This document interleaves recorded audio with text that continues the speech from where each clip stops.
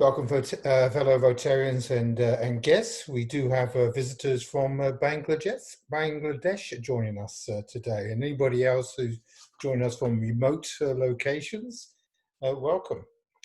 My name's Glenn Stafford. I'll be your MC for today's Rotary Sydney meeting.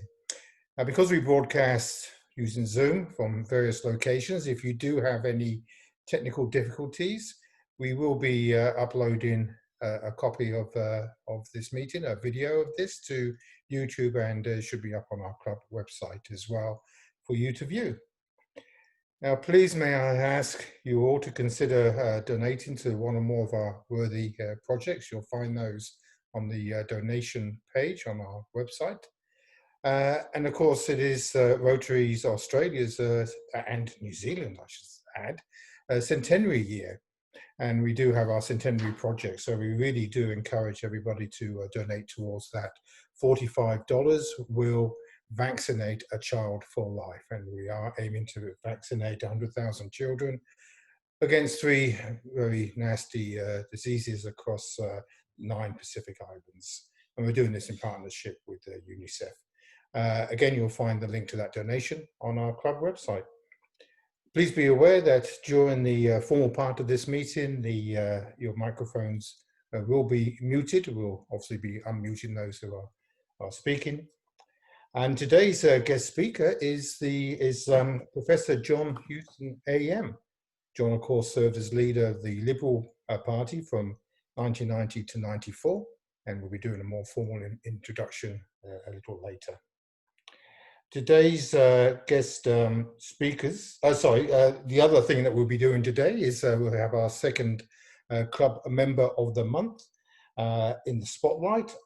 Because we are limited in our face-to-face interactions, we can easily lose touch with each other.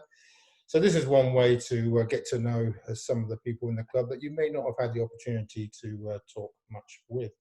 Today I'll be talking with Manira Corey. Now, any questions, any comments you have may be submitted via the chat function throughout the talks, and please get your questions in as early as possible, and we'll try to put as many of them to John as possible, time permitting. Of course, all chat comments the hosts of the meeting are able to see, so just let you know about that. Okay, at this point, I will hand over for the welcome and acknowledgement to our club president, Fatima Ali, over to you. You'll need to unmute. Okay, thank you, Glenn. First, let me acknowledge the traditional custodians of this land on which we meet, and which we normally meet, the Gadigal people of the Eora Nation, and pay my respect to their elders, past, present, and emerging. I also extend my respect to leaders of all the lands of the participants in this meeting, and to any Aboriginal or Torres Strait Islander people in the audience today.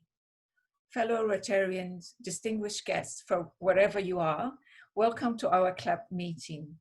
I'm delighted to see you all this evening, and thank you for the president of the Bangladesh Club, for joining us today, and for all of you as well. Special welcome to our guest speaker, Professor John Hewson. I will do a formal introduction later on, but for now, a warm welcome to you all. Before we go into the formal proceeding of the evening, let me first speak a little bit about what it's our normal section of the thought for the day. So Glenn, can you please put that on? The slide on. Thank you. So when I was thinking of the thought of the day, I looked at Samuel Jackson. I don't know if any of you have seen the movie Matrix, and it's about a world of make-believe. And in this particular slide, it's that, what if I told you you could change the world? And it is almost a sentence in an unbelievable world. But this week, or in the last few weeks, I think when Rotary declared Africa free of polio, it would have been few decades ago, a situation of of make-believe. So, and it didn't happen overnight. It happened over many, many years of devotion and commitment from many Rotarians across the world. And that's how we can change the world, not by an immediate impact, but by step. And I think that's what we need to remember always, because when we're faced with overwhelming problems, we may feel we want to give up. But remember, and also for me, I think when I speak about Rotary, when I share the achievements of Rotary, it's often to remember that achievements happen only by all of us, by the activities of all of us together. And so congratulations to Rotary. It's a big achievement to have eradicated polio in Africa. So I think on this note, I will now introduce our speaker, who is, in a way, want to change the world step by step as well and make it a better place. So I'm honored to introduce our guest speaker, Professor John Hewson, AM, Chair, Commission for the Human Future. He will speak on the work of the Commission, which is committed to promoting solutions to threats facing humanity and the planet. John Hewson is an economic and financial expert with experience in academic, business, government, and the media. He has worked as an economist for the Australian Treasury, the Reserve Bank, the International Monetary Fund, and as an advisor to 2 successive federal treasurers and the Prime Minister. John's political career included 8 years as the member for Wentworth in the federal parliament, where he was Shadow Finance Minister, Shadow Treasurer, and Shadow Minister for Industry and Commerce, then a leader of the Liberal Party and Federal Coalition in opposition for 4 years. John has also been active in charities and not-for-profits, main positions currently Chair for Osteoporosis Australia and Kids Express, Investment Advisory Committee of the Australian Olympic Foundation, and as a member of the National Standing Committee for Energy and the Environment as an Ambassador Women for Election Australia, and probably many, many more. But for now, welcome, John Hewson. Thank you, John. Well, thank you very much, Fatima. It's a pleasure to be here. Let me begin too by paying my respects to the traditional owners on the land, or whatever land you're all meeting on tonight, and pay my respects in particular to their leaders past, present and emerging. And while it's important, I think, to do an acknowledgement of country, I'd like to say that I think one of the biggest challenges facing governments in Australia is the proper recognition of our Aboriginal heritage in the Constitution, and in terms of genuinely closing the gap, the disadvantage gap that exists. I don't understand why over nearly 250 years we haven't made any real progress on that front. And it will always constrain us until we are at peace with our history. I don't think we can actually represent ourselves effectively to the rest of the world. I'd also like to acknowledge Chris McDivitt, who's sitting there. She's very quietly, but she signed my pre-selection form back in about 1985. She became in an illustrious career, I think, in the Liberal Party as president of the party for a number of years. The one thing I'm very proud of that I did with Chris was to work on bringing women into politics. We made a lot of a big attempt, I think, in the early 90s to try and make it somewhat easier for the pre-selection process of women. And today there is a movement that you mentioned, Fatima, the Women for Election Australia, which I'm an ambassador of, still trying to increase the representation of women. And so I think it's very important that some of those structural issues, which have been long-term weaknesses in this country, are actually dealt with more effectively. The Commission for Human Future really arose out of concern of a number of, initially some academics at ANU, but more broadly, people who were worried about the lack of longer-term strategic thinking, both in Australia and globally, and that there are a number of threats or risks that we run as governments, as countries, and globally that really do need to be planned for, addressed and planned for. And I think the pandemic is a good example of one of those risks. I mean, although this is the 5th pandemic of just this century, in the last 20 years, we weren't ready for it. And you can go back over a long period of time and find specific predictions and recommendations in relation to exactly this type of pandemic. And yet that never was absorbed by governments. For some reason or another, the planning wasn't done. And I guess the globe was caught short. A lot of learning by doing on the job. We didn't have too much historical experience, specific historical experience to draw on. And some people went back to the 1918 Spanish flu, but the modelling didn't help. It was, in fact, learning by doing, and you've seen the extent to which there has been adjustments in recognition, increasing recognition of the significance of this pandemic. And we're a long way, I think, short of being out of it. And in many ways, governments have ended up doing a lot more than they ever imagined they do in response. I like to think of the pandemic really as a dress rehearsal for the sort of thing that might happen in a number of areas, a number of risks that the planet and humanity faces if we don't prepare better. And, you know, if we don't pay attention to the science, for example. I notice there's been a lot of talk about basing responses to this pandemic on medical advice. But if we don't pay attention to the science, we don't listen to the warnings, don't look at the evidence, we'll get caught short. We may well get caught short in a number of areas as we move into the future. A lot of this comes, I guess, from the behaviour of humans since at least the middle part of last century. That's where it's accelerated, although there's evidence that it goes back much further, where we increasingly, but largely unintentionally, I think, have threatened significant harm to ourselves and to the planet by prioritising things like economic growth and population growth, and largely ignoring the social, political and environmental consequences of doing that. So we see some of those consequences now in the exhaustion, the risk of exhaustion of scarce resources, climate change, waste, disease, diminished resilience, compounded by poor and short-sighted governments, as I've said, that has disadvantaged some countries and generations and fostered military and economic competition. And this is a significant set of circumstances which we are still, I think, beginning to face the reality of. And, you know, so the Commission for Human Future was formed to try and focus on what we initially identified as 10 significant risks to the future of humanity and to the future of the planet.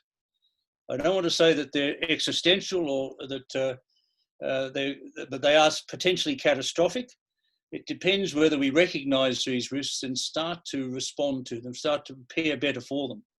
Now, Australia doesn't have a good history of this, and when we have a series of bushfires, for example, and droughts and floods, and we ignore climate science. And, you know, if I go back to when I started on the climate science issue in the 80s, you know, the simple predictions were you'll have more extreme weather events that will occur with greater frequency and intensity. And in a country like Australia, which is a very dry continent, we will have a series of bushfires and droughts, for example, and they've been getting more significant. They've been getting longer. I think right now, for example, was about when the bushfire season started last year, and you know, they are getting more intense. Yet it doesn't seem that we learn very much from one to the next. I mean, there are processes in place right now looking at royal commissions or other inquiries that are looking at what has transpired and why it's transpired and how we might prepare better. But the political system in Australia, I'm afraid, just tends not to put a lot of weight on these things. I mean, there is a strategy politically, which you see played out where, you know, you do the best you can day in, day out, playing politics against the other side, scoring points, trying to assure yourself of re-election. And if issues break, you deal with them as best you can. In some cases, you do as little as you have to get by, because ultimately they'll pass. You know, ultimately a bushfire will end, ultimately the drought will end, it will rain, and we just go on. And okay, we might do some damage to our standing as a politician or political process, a political party in that process, but in the end, you know, people have short memories and something else will come along, and that very cynical attitude, I think, has pervaded a lot of our responses to crises over many decades in this country. And I suspect it's got worse, because in the time that I've been involved in politics since the middle 70s, I mean, it's increasingly become a short-term game, a media game, to win the medium day in, day out, if you like, 24-hour media cycle, score points on the other side, shift blame to the other side, but don't address the problems in any substantive way. And when you get caught short, not really admit and be accountable for what has happened. And I think that sort of experience is very significant. And what we are trying to do as a commission is to say, okay, let's have a methodical approach to dealing with some of these main risks. And look, we've identified 10 of them. There's no magic to the 10, but there's a fair bit of academic support for the 10 we've picked. Although, I don't want to spend all night debating which one's more important, because they're all important and they are all interconnected. But basically, extinction of species and economic ecosystem collapse is one of them. Resource scarcity is another. Nuclear arms race or weapons of mass destruction, threat of a nuclear war is a third one. Dangerous climate change, a very big one, which is consistently being ignored, and I'll say something about that in a moment. Global poisoning, the impact of chemicals in our lives, and the constraints that puts on our health and our health budgets and so on. Food system failures, which are very, we are bordering on the edge of a significant food security issue. I think currently we consume about 1.7% planets in a world of shrinking resources. Pandemic diseases, and there are a lot of those sort of diseases. I interviewed the ex-chief scientist of the UK a couple of years ago and asked him what is the biggest threat that you see to the national security of the UK, and he said antibiotic resistance. Not terrorism, not, antibiotic resistance, a relation, if you like, of pandemic disease. The eighth one is uncontrollable technologies, artificial intelligence, the impact that technologies have and can have on our lives and on our future. Issues in relation to population and mega city collapses, and finally this whole area of delusion and false beliefs, and that you can ignore these issues and you'll get by, and they won't be catastrophic. They're exaggerated. They won't be so bad. Probably the extreme person in that regard would be Trump.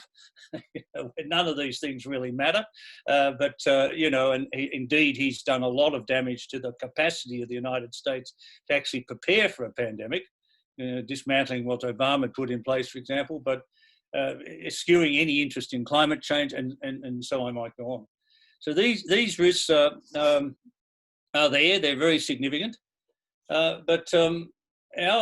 so the Commission's aim is to progressively work through those risks and a range of other related issues, trying to bring to bear to public debate and to governments the best science, to summarise the science. We don't want to be a research institute. We may commission some research into the future, but basically we want to draw on the best science, amalgamate it, interpret it, pass it on to the political debate, to the public debate, I should say. And basically, we want to stimulate discussions on these issues, everything from the kitchen table to national dialogue to international dialogue. And so by focusing on some of these risks in a series of round tables, we've started to do that. The first one we had was Surviving and Thriving the 21st Century, which brought together about 45 significant experts from around the world to look at the issues in this context, and to we may come out with specific policy prescriptions, or we may just point to potential policy pathways. We're not going to say that this is the answer and that we are the only ones who know how to do it. We just want to raise that debate about these issues. In my experience in public policy, you've got to get three things, three key elements to any public policy development. First is to get the great bulk of people to sign off on the problem, the magnitude of the problem, the urgency of the problem. And you sort of saw that with the pandemic. It caught us short, and we actually responded with pretty uniform response. The amazing thing was how much people did respond and how fast they responded, both as individuals, or I should say as individuals, as households, as businesses, as governments, as institutions. domestically and internationally, but all within the framework of collaboration, of some collaborative structure within which, you know, the line goes, we're all in it together, but we all have a part to play. And it is impressive how much people have been able to adjust so quickly. We've changed a lot of the way we live. We've changed a lot of the way we work, the way we travel, what we eat. I mean, our family's even gone in and got some chooks, and we've big vegetable gardens and all sorts of things. Children that have been even more pronounced vegetarians. I mean, there's a lot of change taken place in a short space of time. A lot of that is irreversible, but it does encourage you to think that what is possible in response to some of these challenges or risks, and if you actually plan for them and everyone signs off on it, then of course there's a long way to go. So the first requirement is for people to accept the challenge. The second one is then to lay out options, for people to debate the options, to understand that there are alternative ways of dealing with these problems, and pluses and minuses, winners and losers, and so on. Then finally, governments and communities have to come together on a policy solution that takes us forward, a pathway forward. And, you know, a lot of these, you don't solve most of these risks overnight. You have to be working towards solving them over a period of time, which in most political systems is a constraint because, you know, you rely on some level of bipartisanship in order to get some of these issues addressed. But nevertheless, that's the challenge and that's the process that you go through. So we really want to come out of this, not just to focus on the negative, on the threat, if you like, the downside of these risks, but to offer hope that they can be dealt with, they can be effectively dealt with to the benefit of communities, of humanity in general, of the planet, and so on. And a good example there is climate. I mean, we know that climate is a significant challenge. The science is more or less settled. It's certainly not worth debating it anymore. And when you get such a high percentage, well, 95, 97% of peer assessed climate scientists agreeing this is a problem, and it's an urgent problem, it needs decisive action. And you need, and you look around the community, say in Australia, and you've got 90% in the last Lowy survey saying that they want a decisive response to climate change. You look at some of the big miners who are moving out of thermal coal, or business communities and civil society groups and unions and environmental groups and farming groups, and they're all coming together saying we want to see some action. We're getting to the point where there is general acceptance of the urgency and magnitude of the problem. What we've got to do in this country, and actually you might have to do globally, is to stir up governments to actually accelerate their responses. I mean, it was significant that we got a Paris Agreement for what it was, with a very modest goal of containing global warming to 2050 to 1.5 to 2 degrees. Far less than what would be required really for I think, a significant sustainable future, but at least there was an agreement. But there's been a fair bit of backsliding relative to that so far. I mean, if you look at the hard numbers, we need to basically have a global cut in emissions by about 50% by 2030 if we're going to get to net zero by 2050. And that means that the benefits we've seen of this pandemic in terms of reducing emissions, a very painful process because it's been associated with an economic collapse. But that order of magnitude in this year is really got to be repeated every year between now and 2030 to actually be on a pathway to a low carbon world by 2050. These are huge orders of magnitude. You can't actually pretend that they don't exist. The challenge is there, but the solutions are also there. And if we started on various pathways in terms of renewable energy, in terms of electrification of the vehicle fleets and so on, if we move into regenerative agriculture or building codes or industrial process standards and so on, you can actually define pathways that will get us to a low carbon society by the middle part of the century. You've got 30 years, it's plenty of time to make the adjustment. And I do think that, you know, circumstances will come and go. If Biden wins, for example, and Trump goes, you might have a complete shift in the global sense of urgency about this issue. He's already committed $4 trillion to be spent on his climate response. Net zero emissions is his objective. He's already made a lot of positive statements in that direction. Johnson in the UK is accelerating the electrification of vehicles. Now they've made a significant transmission away from coal. and he's going to chair the next COP when it takes place sometime next year, the UN meeting of the parties, and that will be a framework within which I think you'll get US and UK competition. The Europeans won't want to be outdone, Chinese won't be outdone, and suddenly the world will see the urgency, the magnitude and urgency of the problem. But the positive is these are all easy solutions to embrace. They are solutions that can be adopted over time if people sign up on them. And the sort of transition we've seen in lifestyles and government responses to the pandemic gives you great heart that the orders of magnitude are there if we are prepared to recognise the significance of the problem. So I can be quite optimistic that we can do it with a bit of leadership and the right policy strategies over the next couple of decades at least. And we know that, when those solutions exist, then there's a lot that the world will gain. I mean, we will see a resumption of economic growth, sustainable economic growth. We will see jobs. We will see investment. When I look around the world and how much the response has been relative to GDP in terms of the magnitude of bailout packages and packages to cushion the impact of the pandemic, I'm staggered at how much and how fast people have responded, governments have responded. And I remember the first package in Australia, 16 billion. I think I wrote a column saying, well, that won't be it. When you get to 300 billion, almost the number, it's about 13%, I think, of GDP. They're big numbers, but they show you how fast you can react when the policy, when the objective is accepted, when the challenge, I guess, is accepted and people are prepared to throw their weight behind it. And so as I go through those other risks that I mentioned, and we're progressively moving through them now, we've published papers on food and food security. We've just another one coming out tomorrow on some specific predictions on food security in Australia. There's too much complacency around about these issues, and you quite often hear the political argument in Australia, we don't need to worry about food because we've got plenty. There's plenty in the supermarkets. We export food, but there are weaknesses, structural weaknesses in the food supply system, some of which have been exposed by the pandemic and the breakdown of supply chains.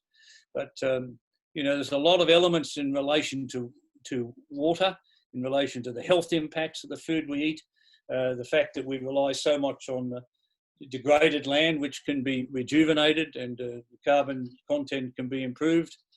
We can move to a world where a lot more food is produced in cities rather than in the country.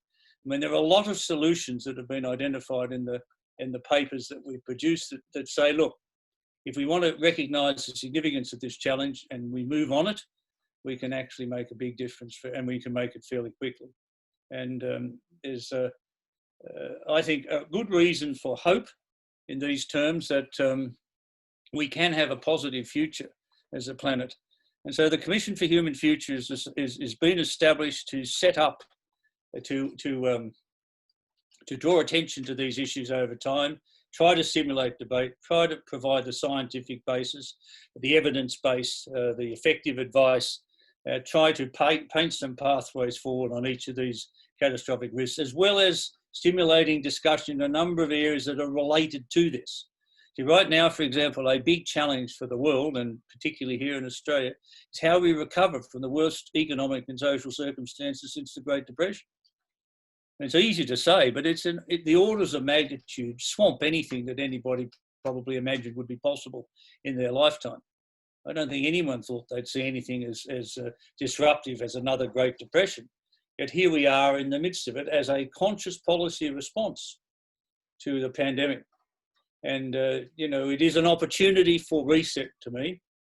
And it should not be just a political game. This is an opportunity to look at things that we are doing or have been doing and ask whether we shouldn't be doing them differently. Our industrial base has changed a lot and is probably inconsistent with our national security interests. We've ignored issues like climate and food security and fuel security and waste, all of which can be dealt with in a recovery strategy, which will give the government and the community what they want. They want more sustainable growth, they want jobs, and so on. And waste is a classic example. Waste is spread right across the country.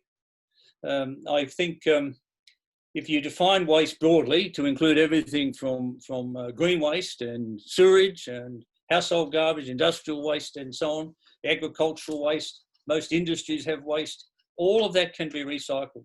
All of that can be turned into either power or fuel, to ethanol or biofuels or gas or whatever, all of which are very productive processes from the point of regional communities across Australia. The waste is spread right across all of regional Australia. I can see recycling plants, refinery plants in key regional centres right around Australia just dealing with the waste issue. We used to rely on the fact as a nation we could export it. We can't anymore. So the Chinese won't take it, the Indonesians won't take it, the Malaysians won't take it, the Bangladeshis won't take it. There's been fairly significant statements against that. So we need domestic solutions. The problem is the technology exists, it's been produced at scale around the world, and yet we haven't done it in Australia. We export canola, for example, to Europe. About 60 or 80% of that is turned into biofuels in Europe. Begs the question why we don't do that here. We have lithium and graphite, the essence of a lithium-ion battery. We could have an entire battery industry by vertically integrated, from the mining of those two minerals to the refining of them to the production of either export the raw materials or turn it into a battery business. And the world is crying out for batteries. And I know in some of the work I've looked at, say in relation to graphites, Musk in his battery businesses, in his cars and so on, uses synthetic graphite from China. He's very heavily dependent on China and pays a lot of money. For about a fifth the cost, we can mine it, refine it in Australia. And it's natural graphite. It's much more effective as a heat storage mechanism than synthetic graphite. Simple things like that we know, we don't pay attention to, we don't do them. There's no integrated strategy to capitalise on it. And so waste is a good example of what's possible. Fuel is another one. Our petrol kills more people, particular emissions from our petrol kills more people than the road toll every year.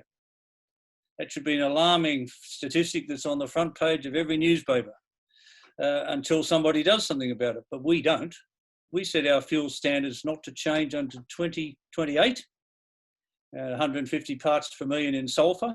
The global standard Euro 6 is about 10 parts per million. New Zealand adopted that in 2018. We bring Euro 6 cars into Australia and try and burn that fuel, they won't get out of the showroom. So we have real constraints coming. And of course, we only have about 25 or 30 days of fuel. In the ships don't come. Most of it comes imported. When 44 ships a year don't come, what are we going to do for fuel? These are big issues, all of which are elements of the climate challenge, all of which have solutions, and all of which should be the basis, I think, of a recovery strategy. And you can go much more broadly than those few examples that I've just given, but make the point that they bring growth, they bring investment, they bring jobs, and they solve our emissions commitments. It would be easy for us to go to 100% renewable energy over the next 10 or 15 years.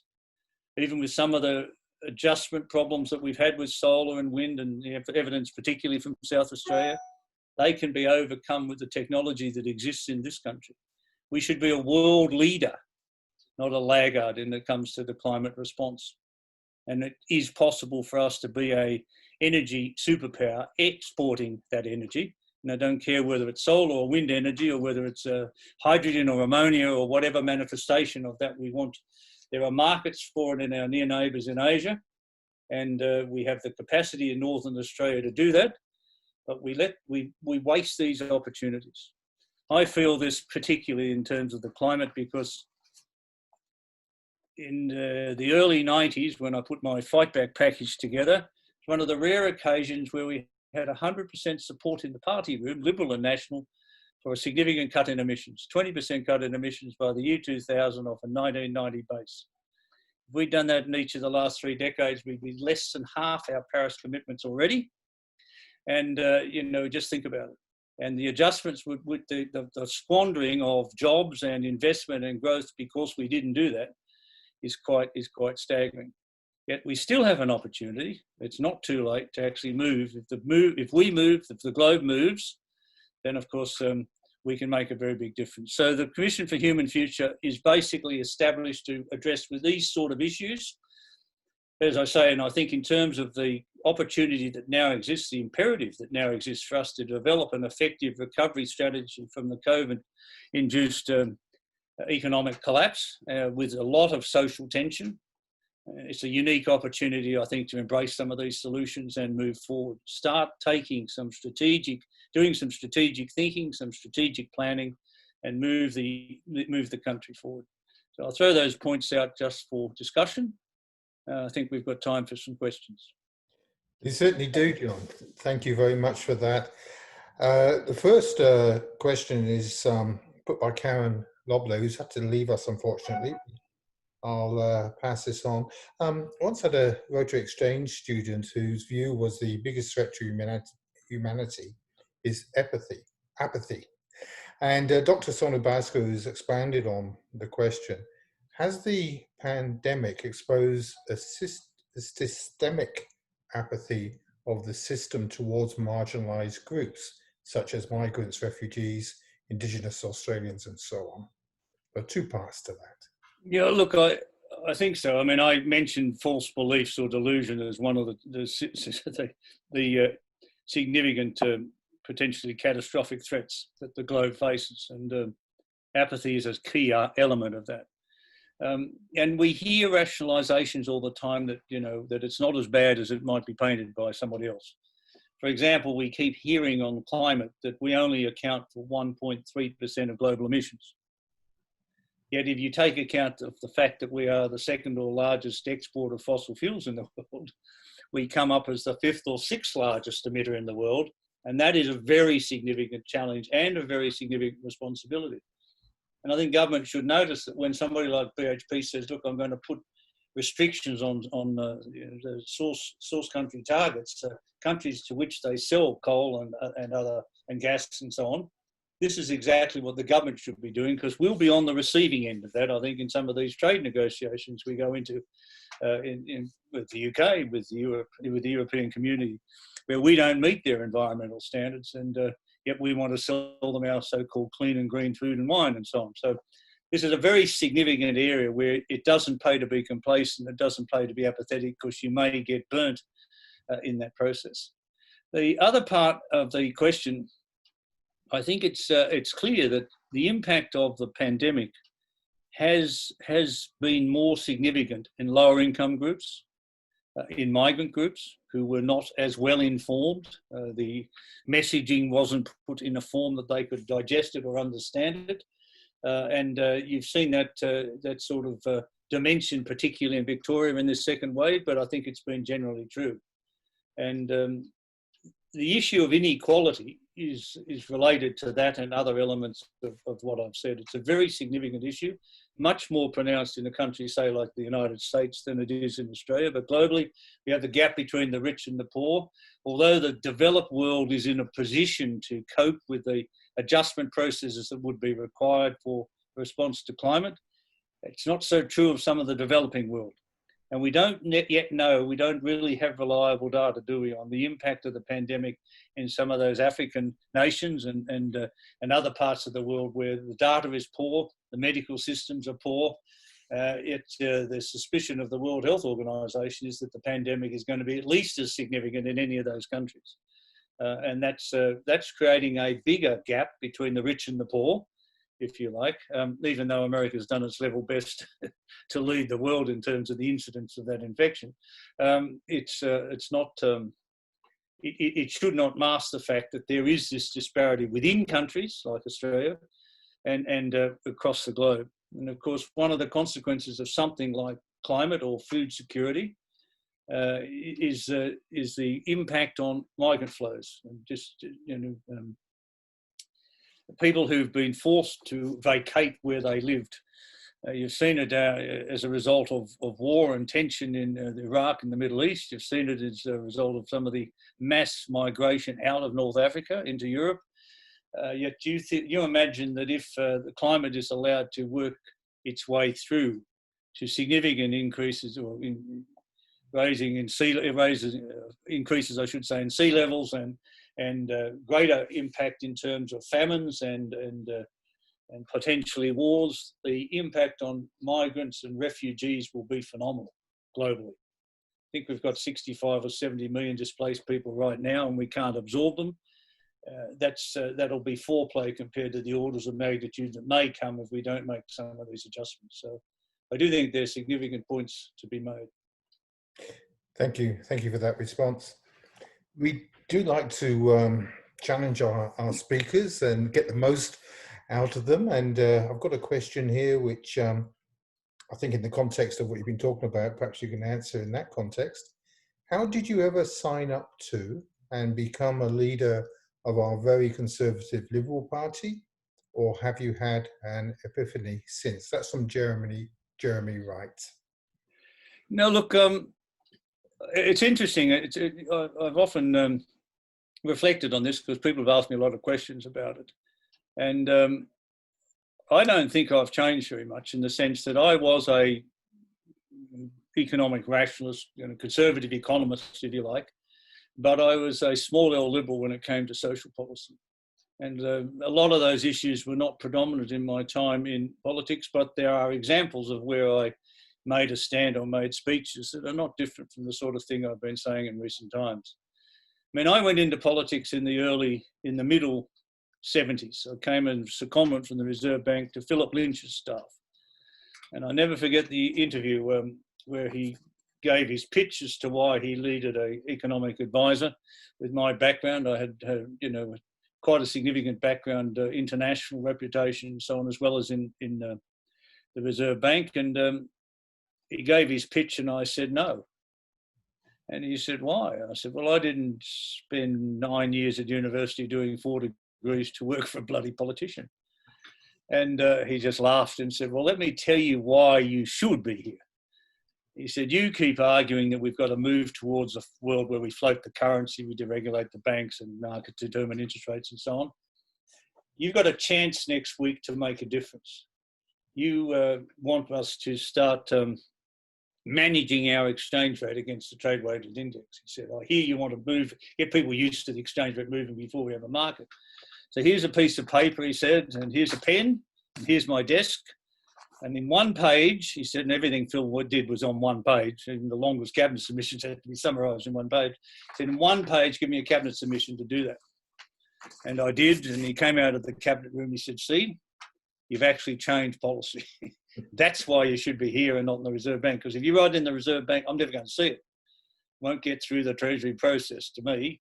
But you can have a direct impact by speaking and contributing directly to the cabinet room. And so I did that for 7 years for Lynch and Howard and Fraser, and left then and went into the business community, set up Macquarie Bank and a few other things. And then it was put on me, you should think about standing. And the only attraction that I had was I thought in terms of the magnitude of the economic problems and the transition we were making, that it would be rather novel if an economist, a trained economist, could be treasurer. So that was my aim. And as things turned out, I never made treasurer, I was shadow finance minister, but became leader and tried to instill some of those different points of view. And we did take hard stands. I mean, a very difficult process in the early 90s on native title. I spent a lot of time visiting Aboriginal communities before I opened my mouth on that subject, even going to Eddie Mabo's land and meeting the local communities and understanding. I came back and said in Canberra that Eddie Mabo would win that case, despite what everyone was saying. And that was difficult because we had a Liberal Party that one end still wanted to treat our Indigenous as sort of to be rounded up, if you like, and at the other end you had those who were racked by 200 years of guilt, and somehow you had to find common place in the middle. And so there are those sort of issues that challenged us quite a lot. And I remember in my fight back package, although the focus was on tax and birthday cakes and GST and all that sort of nonsense, the fact was that I showed how you could change some of the social welfare as a result of doing something like the GST. While the focus was on being regressive and having a negative impact on the age, for example, I was very conscious that in those days pensioners were extremely disadvantaged. After they'd paid for residential aged care, they had about $10 a week for everything, for the smokes, for the grog, for the presents for the grandkids or whatever. So as compensation for the GST in the package, I didn't just compensate 15%. I said, let's double the pension and rectify that inequity in the system and give them access to full private health insurance. Would have been a fundamentally different world for the aged back then. And so there were a lot of those social policy messages, which perhaps are more issues today, because we've had years of neglect on some of those issues than they were then. So I was noted for, wanting to introduce the GST, but not, not for any of the other things we said or did, really. So I don't think I've changed too much. My wife would take credit for the fact that she's changed me completely, but we'll see. Thank you. I think we've got time for a couple more questions. I have one here from Fatima. How hopeful or realistic is it to expect bipartisan and long-term support from political parties who are more interested in winning the next election, and considering the short term of political cycles? And what can we all do as citizens in this political environment to make a change?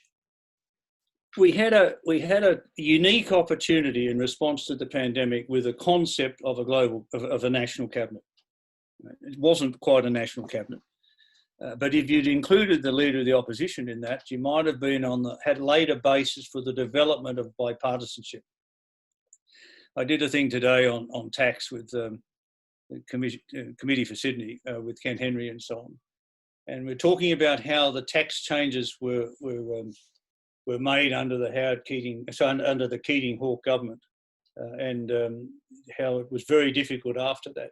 And the example was used of how, in an amazing context of a recession in the early 90s, Keating was able to cut tariff protection. And imagine saying today, I think we should cut tariff protection. But he did cut it.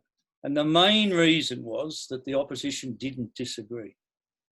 In fact, Keating used to call me Captain Zero because I argued for zero tariff protection over time. And Captain Zero made it easy for Captain Keating to reduce the tax on footwear, clothing, textiles, clothing and footwear from about 400% in some cases to 200% to 50%. He wasn't going to get any objection. And it was a difference in the attitude to opposition. Where we disagreed with the government, we took a hard line of disagreement and said why, on evidence. Always on evidence. But where we thought we could get out in front and set the agenda and make it easy for governments to make the changes, then of course we did that. So floating the currency, we'd already called for it. Deregulating the banking system, we'd already called for it. We'd already supported them all the way through, and that fell apart in the middle 90s. And then you started this game. In fact, Keating said to me after the 93 election, first day back in Parliament, he took me aside, which made me a bit nervous, and said, I wanted to apologise to you. I said, Jesus, you want to apologise to me? He said, yes, I called you some terrible names, he said. And I didn't mean any of them. He said, I actually respect you and I could have lost you. In fact, I thought I had lost you. But he said, John, you've got to understand one thing, and this is the point that shook me. He said, you don't understand that to me, politics is just a game. And I will say or do whatever I have to win. And here's me thinking politics was a reasonably serious business and, managing the country in the national interest. And I had never thought of it as a game. And today, that game has become an art form. And some people like Abbott made it particularly a negative game. Disagree with everything that Gillard did or Rudd did, just to score a political point. Right through the whole climate debate, right through the energy debate, all those sort of big issues, point scoring. Still today, we're having debates about who's responsible for quarantine, who's responsible for aged care. Why didn't you do this? You should have done that. This is nonsense. This is having a very big impact on where we are and what we do. And so I do think that the world has changed a lot, and that competitive attitudes is very bad. But the National Cabinet gave you a framework within which you could change it. Now, I guess the bottom line of what I've been saying is if you can't get a level of bipartisanship on some of the big issues, for example, like climate or waste or whatever, fuel security, some of those issues, then we go to an independent commission that's fully funded and is able to drive that reform process over decades, irrespective of who's in government.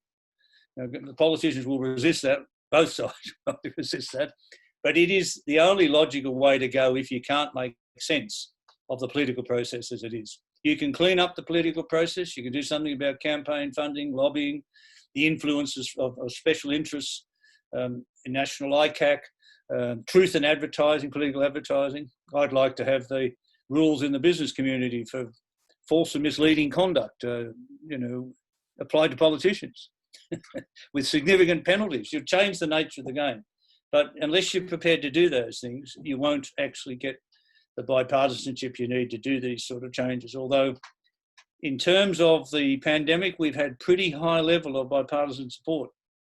And, even today, even though the Labor Party has problems with the JobKeeper extension as it's been described, they waved it through. Because in the end, they make the point, they put the position up as an amendment, it gets rejected, okay, they just go on. And that's a layer of bipartisanship, not what it should be, because they should be working constructively on the recovery strategy right now, and they're not. And you see Fredenberg out there yesterday attacking Andrews for the first time, saying, where's your recovery strategy? People in glass houses shouldn't throw stones. He hasn't got one either.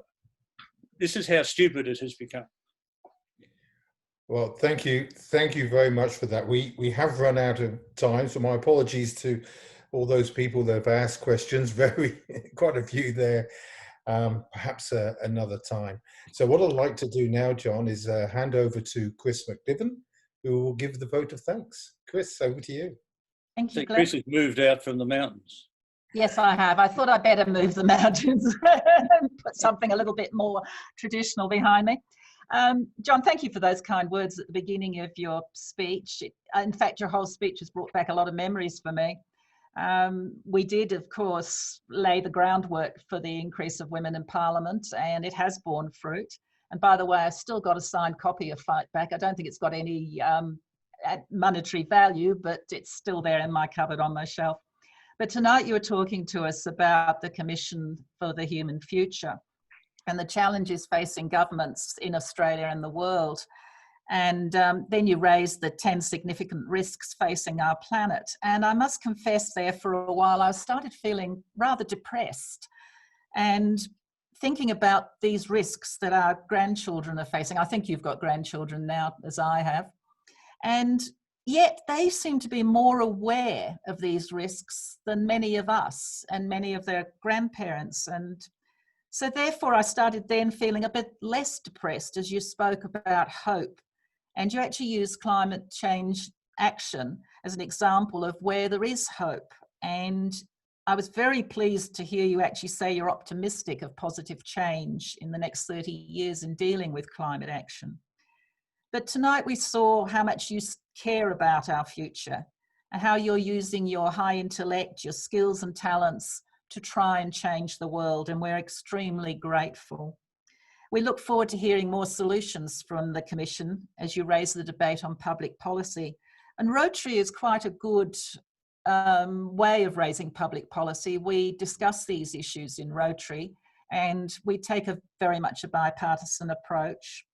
So please continue to speak to Rotary and to speak to us. In appreciation of your talk this evening, John, we'll be making a donation in your name to the project that Glenn mentioned at the outset. It's our club's centenary project, Give Every Child a Future. The project is optimistic and ambitious. We're raising sufficient money to vaccinate 100,000 children on 9 Pacific islands against 3 preventable diseases. We are taking action. So thank you very much, John, for spending the evening with us. And we look forward to hearing a lot more from the Commission and reading a lot more articles that you write in the media. So again, thank you from us all. Thank you very much, Chris. I'm very, very appreciative of the comments you've made. I'm about to go and join another Zoom based in Western Australia for Thrive by 5, which is a movement now funded by the Minderoo Foundation, Twiggy Forrest, but run by Jay Weatherill on early childhood education and support. And I mean, the thrust of the push there is for basically free the first 5 years guaranteed education and childcare support. That would change the education system from the bottom up. It would give women an equal right to work, which they're discriminated against under the childcare system right now. It's a very worthwhile step forward, and we've seen it in the pandemic. there was a period in the pandemic where government actually stepped in and made childcare possible and didn't force families into deciding whether the wife should work an extra day or an extra 2 days, which was against her interest with a marginal tax rate of about 50% on the extra income. So anyway, we just keep plodding on, and I think a link between the Commission and Rotary is a great idea. Okay, well, thank you, John. Thank you. Come back to you, Fatima and Glenn, to perhaps talk about how we might do that. Okay. Thank you very much. Okay, thank you. You were, of course, welcome to stay on for the rest of the meeting, but we understand you're a busy man. I must go. Thank you. Thank you, John. Okay, so at this point, we've got our member spotlight, a member of the month, and we'll be talking to Munira Corey. And Munira, if you'd like to come off mute, you are. How are you doing? Yes, are you there? Pretty good. Thanks. Yeah, I'm here. Hi, everyone. Good to see you. Okay, so what we'd like to do then is, because, as I said, it's very difficult to get to know each other as we can't meet face to face as much as we used to, the opportunity to learn a little bit about one of our newest members. So could you introduce yourselves, give us a little bit about your background, your professional background and personal, and also what led you to join Rotary? And when did you join? Because it was only a month ago, wasn't it? Oh, about 6 months ago almost, yeah. Oh, but I haven't been, yeah, that's all right. Still new. Yeah. I'm actually, my background is actually Palestinian. I was born in Israel, in Nazareth. Migrated here when I was about 12 years old. So I've spent most of my time here and education here. And definitely much better place to be than anywhere else in the world. So I have 3 children, all adults, all married, 7 grandchildren. So that's really exciting. For my work, I actually started working as a clinical biochemist. So I was qualified clinical biochemist. I worked in laboratories for roughly 15 years in pathology labs, and then I became very interested in quality management systems and efficiencies in laboratories. And I did some studies and I published some papers on that. So that was sort of the beginning of efficiencies in laboratories, in medical laboratories. From that, I worked as a managing director for 2 different medical companies. One was for biomedical research. So we had a lot of biomedical research products and equipment in it. Second one was really a very interesting one. It involved automated systems. So we had liquid handling systems, basically robotics, that some of our products were put into the Australian blood banks all around Australia, which was very, very interesting to do some of their screening of all the blood that goes in for transfusions. Then from that, we had due to family reasons, I just couldn't do the traveling when I was the MD of the 2 companies. I had to just step down a little bit and do a little bit less work so that I could stay home. My husband became very ill, so I worked for Beiersdorf, where there wasn't so much travel anymore. So I was with them for about 14 years. It was very interesting to work for a skincare company. Very interesting, because you certainly got discount for La Prairie products, which were amazing. So that was quite good. And I worked with them for 14 years as a quality manager and efficiencies in their processes, and as well as their project manager. So that was very interesting 14 years there. Now I'm actually just the CEO of my own company. My company is called Help to You. We are accredited and registered NDIS providers. We provide all sorts of services for people who have disabilities. We do things, and we work on a one-to-one basis. We don't have a solution that fits all. So we make sure that the people who work with us are people who actually fit the clients more than anything else. So that's been a very rewarding part of my career, of my work. And it's great because I work from home too. So I don't have to have an office, I don't have to go anywhere. That has been a real advantage. That's all I'm doing now and it's been really, really interesting to do that. Okay. So what motivated you to join Rotary 6 months ago? And what have your experiences been so far? What's been the highlights? Okay. Well, I've been involved on and off with Rotary through several members of my family for quite a long time. When I lived in Israel, I went back and lived in Israel in about 1989 to 92. And I was involved in the Rotary there in the gallery area because my brother-in-law actually started the Rotary in that area. So we got involved with that for a while. Then when we came here with my husband, he joined the Rotary Club of Seven Hills. So he was a Rotarian for a while. And just recently, I found that I had a little bit of time, and I had always planned when I had some time, I was out of the corporate world, I would do a little bit of work that was a little bit of giving back to the community. And that's why I thought the Rotary would be the ideal place to actually do that. Okay, thank you so much for that. You're welcome. We're right on schedule, I believe. So, oh, wow, I speak very fast, it seems. well, we certainly had a lot of questions for John Hewson, so that might have run over. That's okay. If anybody has any questions, happy to answer them. Okay, but thank you very much for that. You're welcome. So what I'd like to do now is hand back to Fatima for our closing remarks and a few announcements. Fatima, and I'll just get you off mute. Yes. Thank you, Glenn. What an engaging speaker. And thank you, Monira, as well, for sharing your experience with us. And yeah, John was amazing. Really, we could have talked to him for a long time. Can I ask you, because we're running out of time, I'll just share upcoming events for now.